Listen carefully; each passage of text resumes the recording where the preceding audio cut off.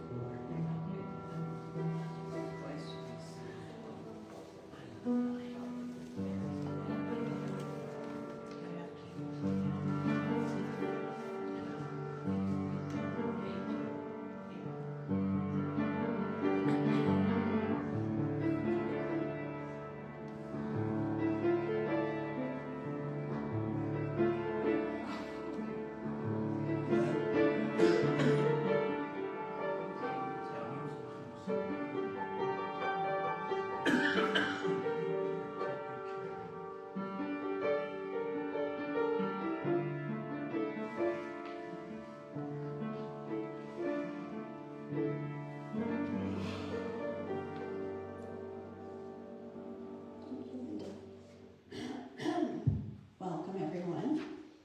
We could all sit in this front row and be a very intimate little group. Thank you for being here today for this Christmas Eve Candlelight service. I want to welcome all of you and welcome those who have started watching online as well. We're going to begin, it's a little bit different flow from our usual service. So we're going to begin with our meditation tonight. So, Linda, can you do a little? Oh, yes, sorry. That's okay. So I'm going to invite you to close your eyes if that's comfortable. Begin to quiet our scattered minds and relax into our 3 deep breaths with an audible ah on the out breath. Let's breathe in.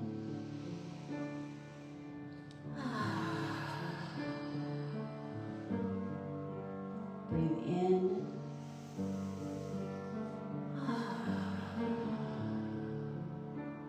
Breathe in.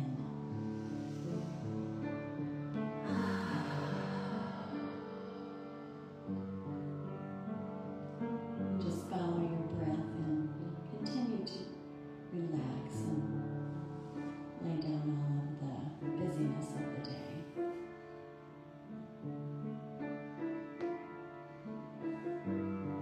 We gather together in spiritual community in anticipation of new birth, to expand our awareness of our true selves, our true nature, and to deepen the awareness of our union with our God, the God of your heart, whatever that looks like for you and whatever you may call it.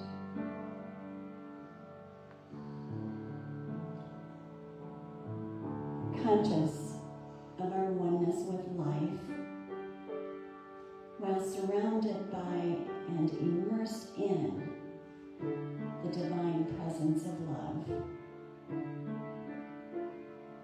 We are not only one with this divine presence of pure love. This power flows through us, as us, into this world. Divine presence is our presence, our real and true self, our truest nature. And tonight we open our hearts to the heaven within, and through us, the light of divine love illuminates the world with peace, joy, and love. We hold this vision in deep gratitude, and together we say, and so it is. Now we have a song by our wonderful Linda Abel.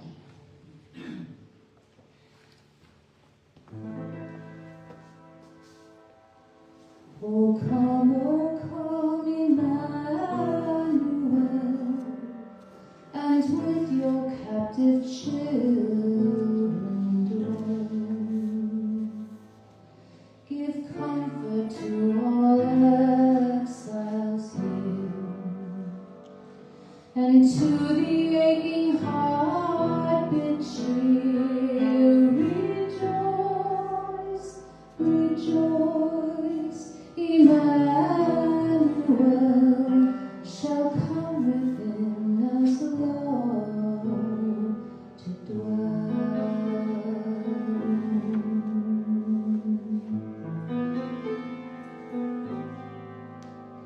Oh come, you splendor very bright, as joy that never yields to night.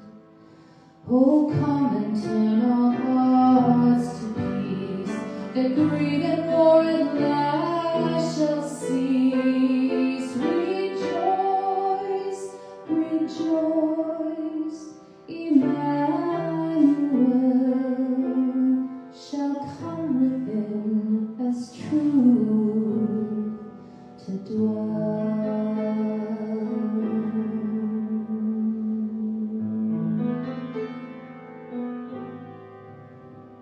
Oh come, you days bring calm and cheer our spirits by your presence here, and dawn in every broken soul as vision that can see the whole. Rejoice, rejoice, Emmanuel shall come within as light to dwell.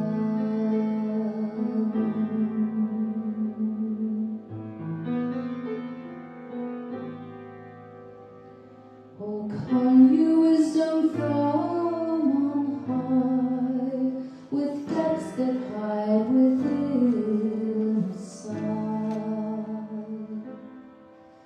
to temper knowledge with our care, to render every act a prayer. Rejoice, rejoice, Emmanuel shall come within us hope to dwell, shall come within us light to dwell, shall come within as love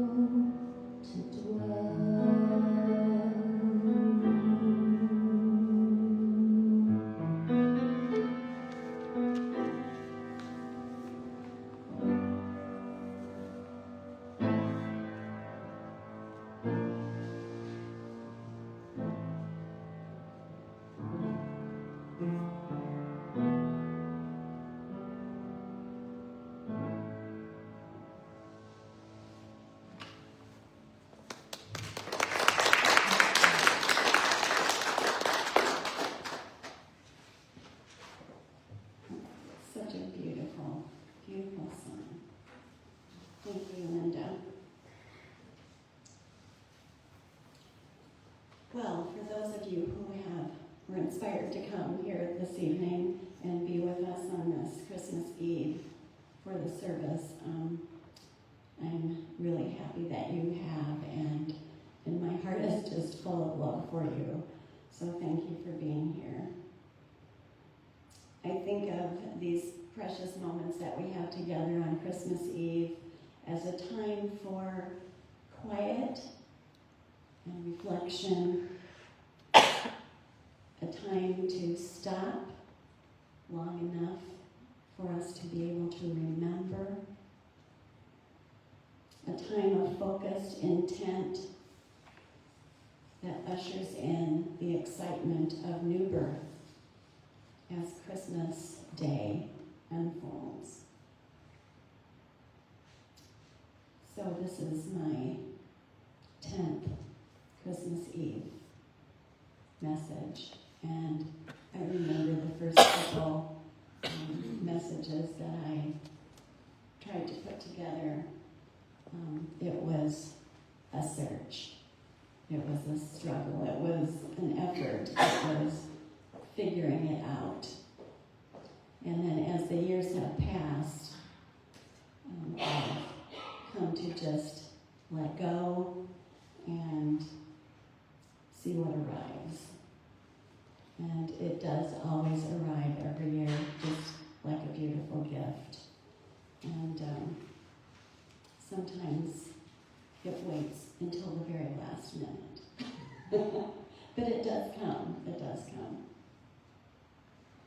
There are so many lessons and teachings in this simple story of the Nativity. So what was the message that bubbled up for me this year? It is divinity in human form, divine human being, with being as a verb. Jesus was born into this world, according to the story, and he brought us a message of unity and oneness. Unity with all that is. But just like peace and love and joy, our external experience of these, peace, love, and joy, always first begins within.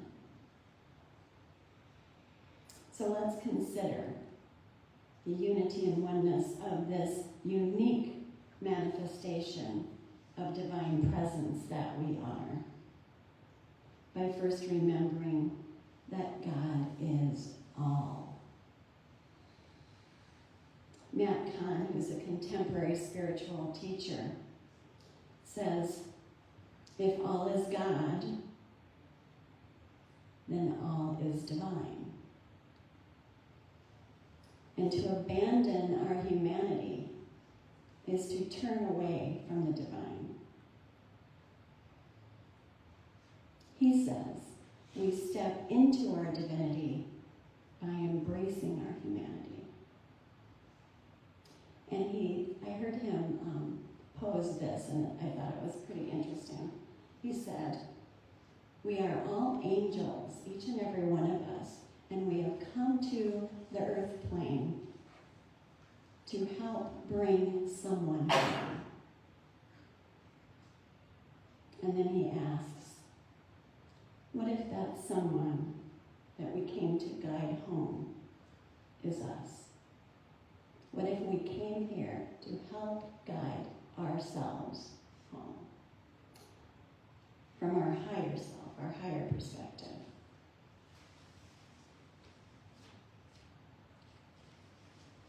And this guidance from this higher self begins by fully embracing the divine human being. It's all the same reality. We are here on this earth in these bodies, these human forms that are divine and wholly human. in most of the meditations that I use on Sundays, I say this phrase, this divine presence that surrounds us and moves through us as us into this world. I say that most Sundays. And perhaps the most important 2 little words, 4 letters in total, are as us. As us into this world. We are so conditioned to separateness and have been throughout our lifetime that even when we do begin to awaken to our true nature, the words that we use, the words that are available to our consciousness, we often use divine and human. I've even heard we have 1 foot in the divine and 1 foot in our humanity. And to me, this and, divine and human, while and does mean also, to me, that little and creates a gap. Even if it's just a little gap. A gap of separation between these 2 things that we are trying so desperately to join together, are becoming non-dual. So I'm inviting us this evening to really embrace divine human being.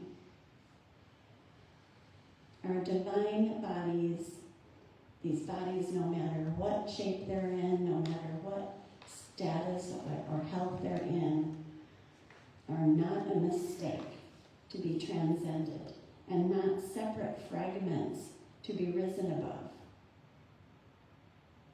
We as divine human beings are the vessels through which the divine feels wonder and experiences life from billions and billions and billions of different angles and perspectives.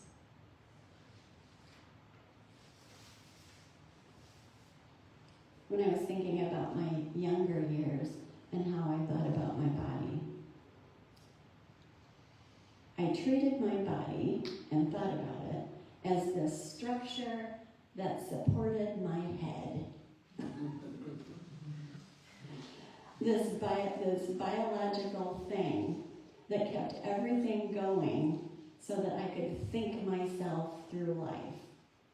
Thinking was the most important thing to me. I remember no one can take away my thoughts. No one knows my thoughts. Oh, how wrong I was. But I did, and I just thought of this structure as thank you for carrying my head around all day and allowing me this time to think. There are teachings that view the body as something we must learn to leave behind, to shift our focus away from, escape from, override and manage something in the way of our spiritual growth, something to be silenced and controlled. But the more I experience my spiritual journey, I think that love steps into these fragile forms of ours to experience. And this presence within can't stop being and can't stop unfolding. And these beautiful bodies of ours, I'm going to use our old fellowship phrase, call it good, because everything is here to help us. Every state of our being is here to help us. Our divine being experiences are here to help us, to talk to us, to teach us. They offer us and invite us to allow things to be known and experienced that cannot be through thinking alone and silence. They provide openings that can't occur without contact with life. And our divine bodies make this possible.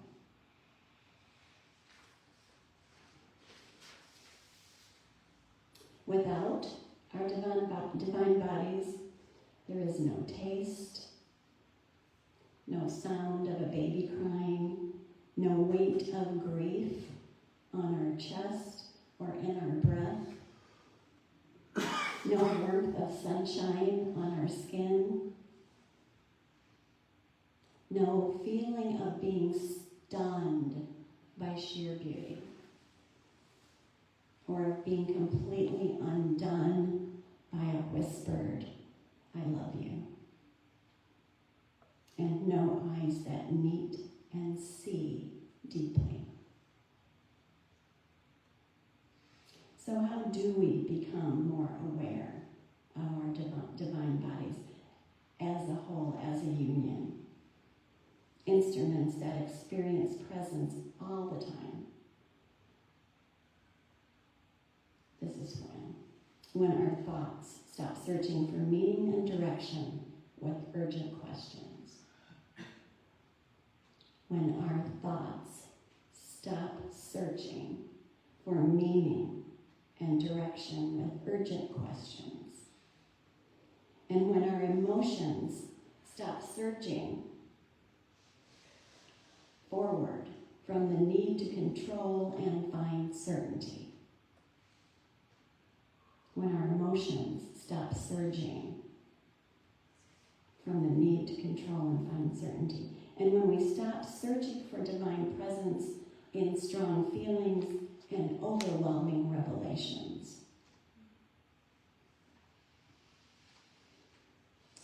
The divine body is known, is knowing. Not in theory, not in thinking. And I believe that we will only find the peace we long for when we can know and accept this.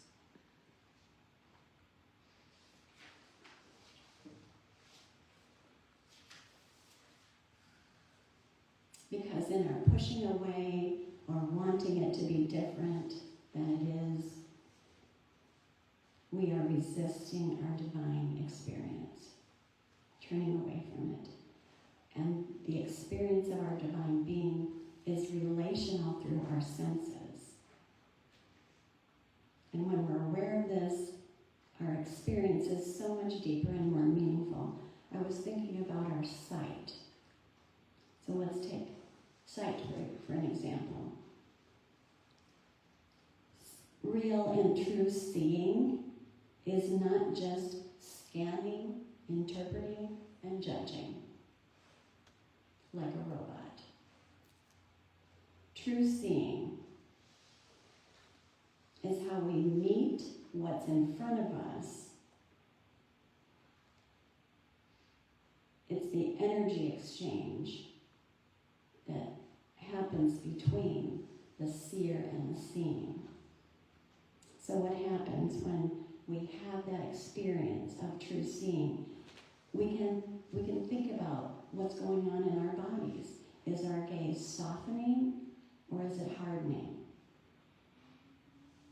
Are we trying to take something in from this other? Or are we just open to be available to it? Seeing with rather than looking at. What a difference that makes, just to be aware of that when we look into someone's eyes.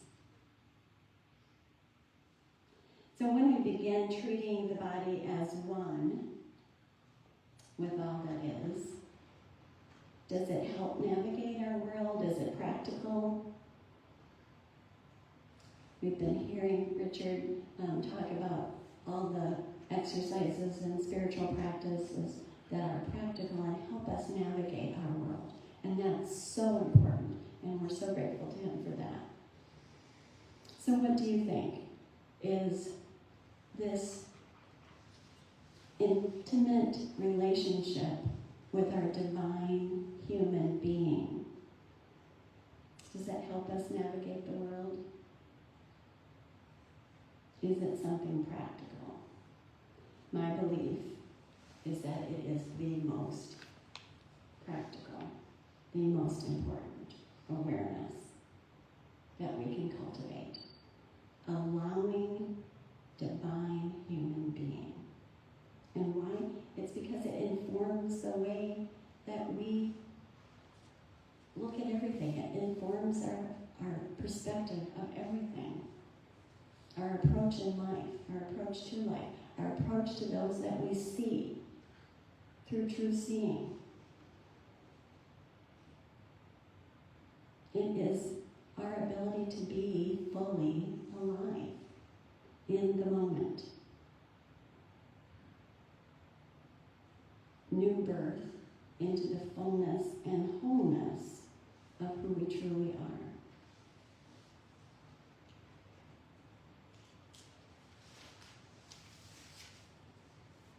When we can be conscious and aware and have intention around this, it offers us a new light of full aliveness, opening us to discover the world in new ways.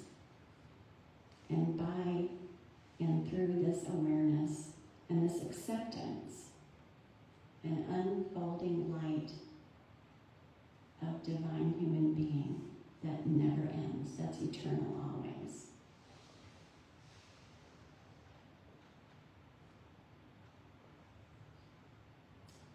The divine spirit and the divine light forever breathes through us into this world, breathes through us as us into this world. And I'm so grateful to be here on this planet Earth with all of you, experiencing together our divine human being. I want to wish everyone a very Merry Christmas and a Happy New Year.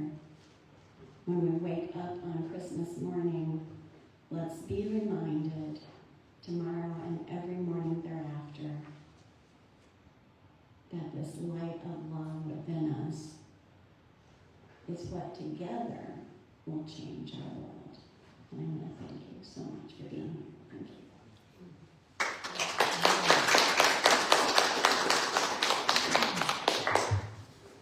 Every year, for many, many years, I've struggled with finding meaning in this season, and it's so when I struggle, I write songs, and this is that song.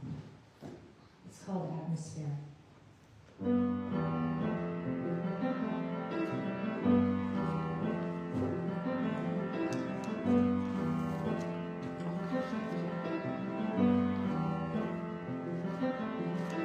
What does the season mean to me? Presents under a tree, candles and evergreens, a baby in the manger, an old man chuckling, sliding down a chimney.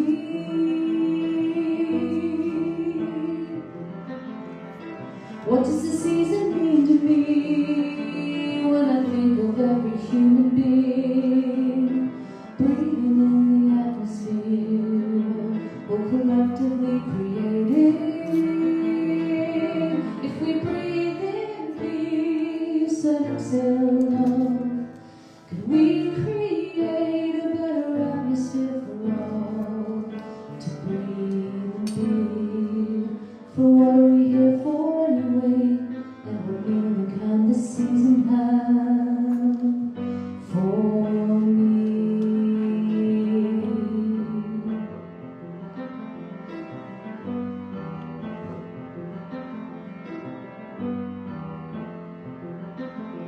My past rushes into my present like a tide beckoned by the moon. Hopes burn like candle flames in a dark winter room. What does the season mean to me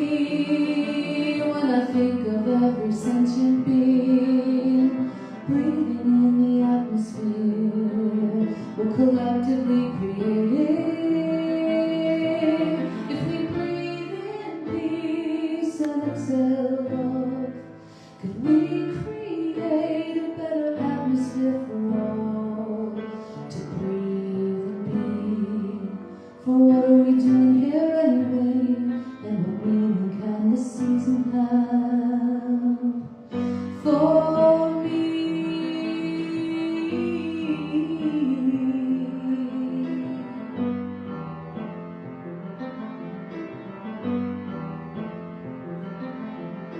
Must we believe the same stories of illumined humans long ago, when they each feel like rivers into the one sea called love? What does the season mean to me when I think of every living thing breathing in the atmosphere we're collectively created? If we breathe in peace and exhale love, could we create a better atmosphere for all to breathe and be? For what are we here for anyway? And what meaning can this season have for me?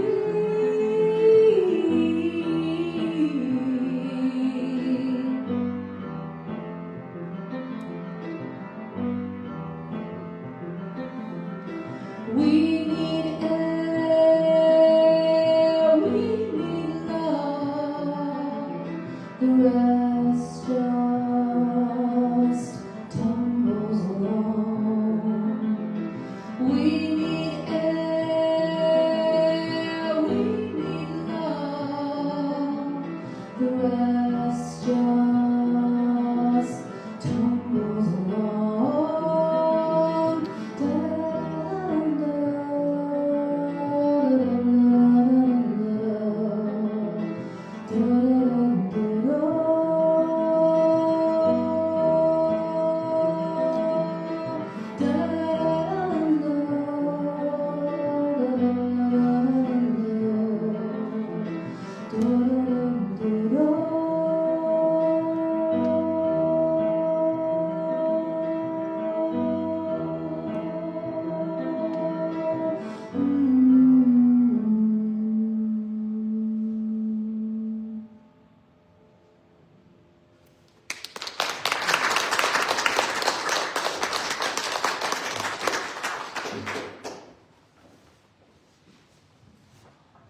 So I'd like to pause, as we do in every service, to invite you to fill your heart with love and gratitude.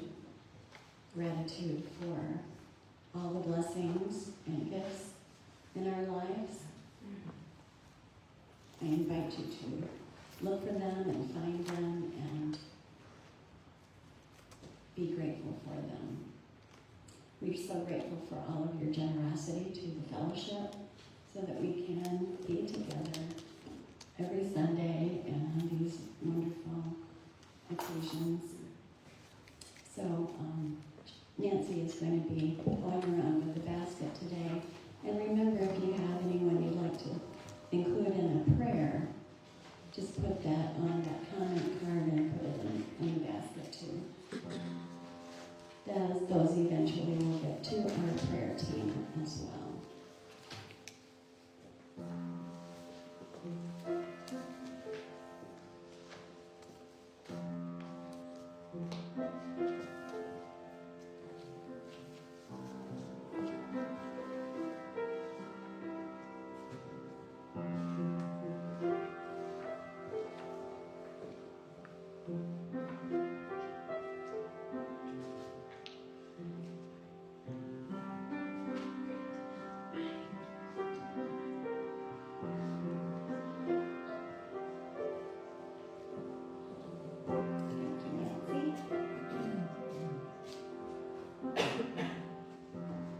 I'd like to ask you to pull out your bulletin and join me in our blessing of the tithes and offerings.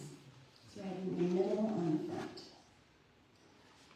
The light of divine love shines eternally, blessing and multiplying our tithes and offerings